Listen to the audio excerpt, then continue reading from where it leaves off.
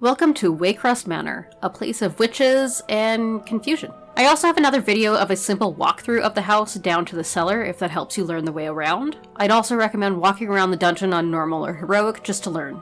As this dungeon never has a set pattern, I'm going to start with the right side of the house as you walk in. Heartsbane rune weavers will pop up every now and again in various places. You'll know by the ball popping up in the air as the witches spawn. The trash outside Rawl's room include maggots that will infest you. They can be interrupted, but they're pretty easy to kill. Rawl's room should be cleared before you pull him in case it causes any troubles down the line. Be especially careful of the stewards that cast Dinner Bell, which stuns players within the circle. They cannot be interrupted or stunned. Rawl will explode some garbage from himself, leaving small puddles on the floor. Simply dodge the rot. He also does 3 tenderized casts, usually in different places in a cone in front of him. Easy enough to dodge. To the back of the room is a small kitchen which houses one of the 2 entrances to the cellar. Making our way outside, the witches out here like to cast thorns and knocks, so be careful where you stand. Also, lightning strikes will hit the ground in random places as well, starting small fires.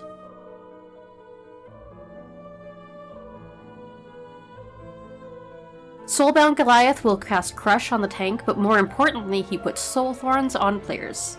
These need to be damaged down and cannot be stunned to free the player. The fires around the area can also be used to do damage to the boss as well, but there is also group-wide damage with it. Going back into the manor from the courtyard, the back door brings you across the second door to the cellar, which is still inaccessible right now. The trash on the way to the Heartsbane Sisters now includes bewitched captains that will cast a spell on themselves.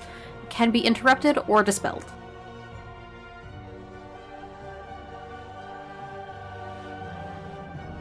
Once in the boss room, we used to need to clear at least one side of the room, and I'd still recommend it, but be careful as the toads here will damage and stun.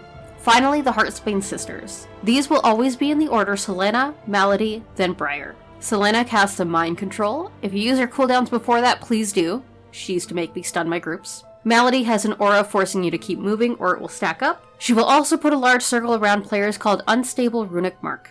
Spread out and let it finish. Briar doesn't do much outside of Jagged Needles, leaving a dot that is removed when a target is above 90% health. When they don't have the Iris, they will cast randomly at others, but with the Iris, they target the tank. Interrupt whatever you can. Now we're going to take the second entrance to the cellar, which is finally accessible.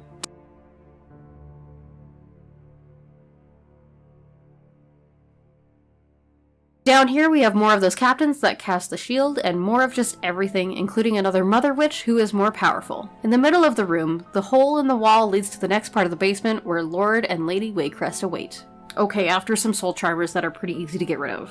Pull Lord Waycrest by throwing something at him. He has a virulent pathogen which is strangely missing from the dungeon guide, but leaves a small green circle around a player, spread away from others so it doesn't pass. The lady of the house heals him 4 times before joining us on the platform. In the meantime, avoid her swirlies from her discordant cadenza.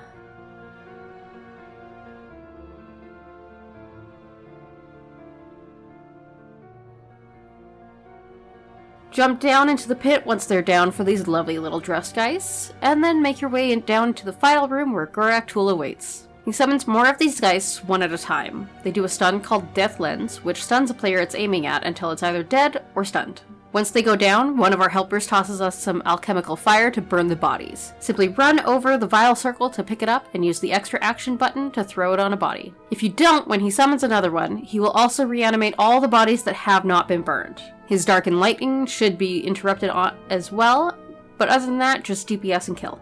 And that's it for Waycrest Manor. Be sure to check out my other video in which I show you just the way around the house. If you are ever in the mood to hang out, I stream over on twitch.tv/senpai90. Thank you so much for watching, I love you 3000, and happy time walking.